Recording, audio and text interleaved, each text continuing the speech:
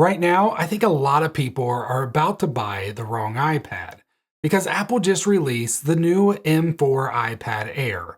And on paper, it looks really close to the iPad Pro. If you were to go to the Apple Store right now or go to apple.com, you have 4 iPads to choose from. You have the new M4 iPad Air, the iPad Pro, the regular iPad, and then the iPad mini. And of course, Apple is positioning them like clear, easy steps, but in real life, the question isn't which one's newer and better, but it's which one do I actually need to get everything I want out of it. So let's start with the one most people are looking at right now, and that is the iPad Air.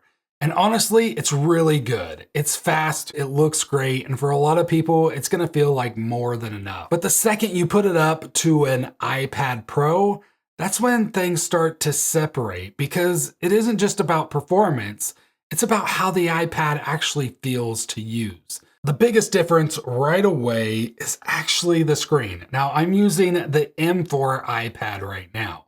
If you get the iPad Air, you're gonna get a 60 hertz LCD screen, whereas the iPad Pro has a 120 hertz OLED with Pro Motion display, and you notice that immediately. Scrolling just feels smoother, animation feels more fluid, everything just feels more responsive. Now, aside from the better and faster display, Apple also offers something else with the Pros that they don't offer with the Airs, and that is the Nano textured glass. But here's the problems. First, it's expensive. Just to be able to add it, you have to go with the 1 terabyte or 2 terabyte models, and even then, it's still an additional $100 after that.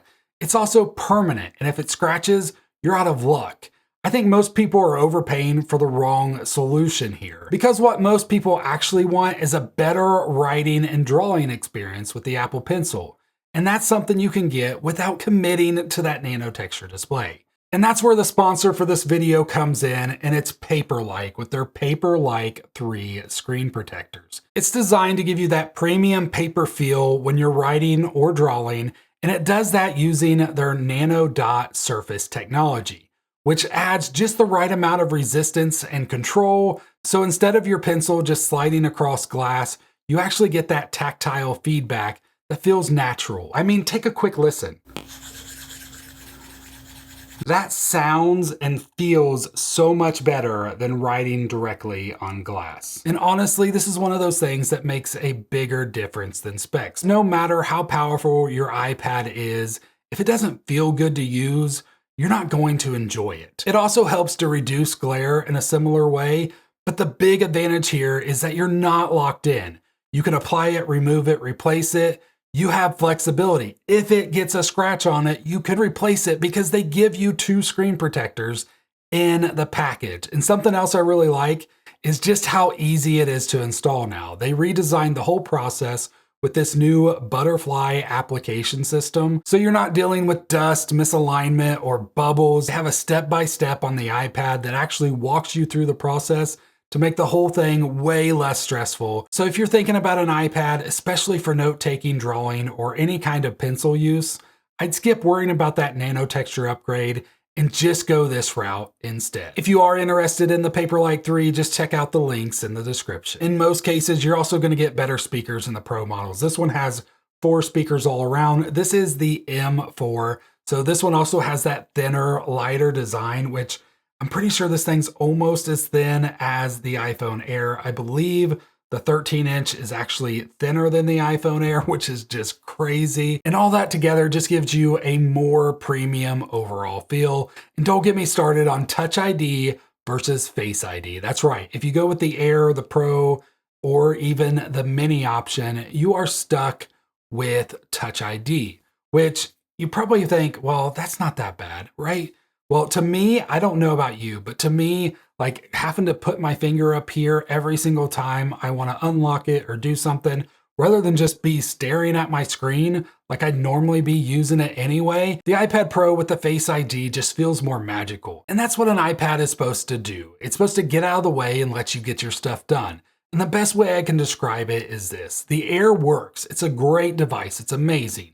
But the Pro models just feel right. So now you may be thinking, well, which Pro model do I get? Well, let's compare the M4 Pro versus the M5 Pro. Now this is where things get a little bit more interesting because Apple released the M5 recently. And yes, it's newer and it's a little bit more powerful, but here's the part that no one really talks about. In real world use, these two feel mostly identical. Apps open instantly on both. Multitasking feels the same. You're not hitting limits with either one. Let's be honest, the iPad seems more powerful than iPad OS could even handle. You're not upgrading your experience by getting the M5 chip over the M4 chip when it comes to the iPad. There's very few people that can even notice a difference. If you're trying to decide right now, here's what I'd look at. Price-wise, the new iPad Air is $600. M5 Pro, $1,000. M4 Pro on Amazon right now, you can get for about $750 if you go with the renewed one. And I even saw the M4 iPad Pro as low as $550 on eBay. Now that one was a used item, so you have to be a little bit more careful with that. But eBay does pretty good at protecting their buyers over their sellers in most cases. So you can even look at your local auctions or local listings like Facebook Marketplace and get an even better deal on there. But you don't have to stop there. You can go even older with the Pro models without losing out on a lot of these features. And you could save additional hundreds of dollars on these models. The M1 Pro is an amazing device. I used it for years. I still think it's probably enough for most people. And you could probably find that one for about $200 to $400 at this point. And the best part about it is Paperlike makes screen protectors for them as well. So before you go out and buy one of those new iPads from Apple, I highly recommend you check out the other options. If you want to see my video on the M1 versus the M4, you can click right here to watch that one right now. And don't forget to check out the links in the description for Paperlike. Hope you have a great rest of your day. God bless.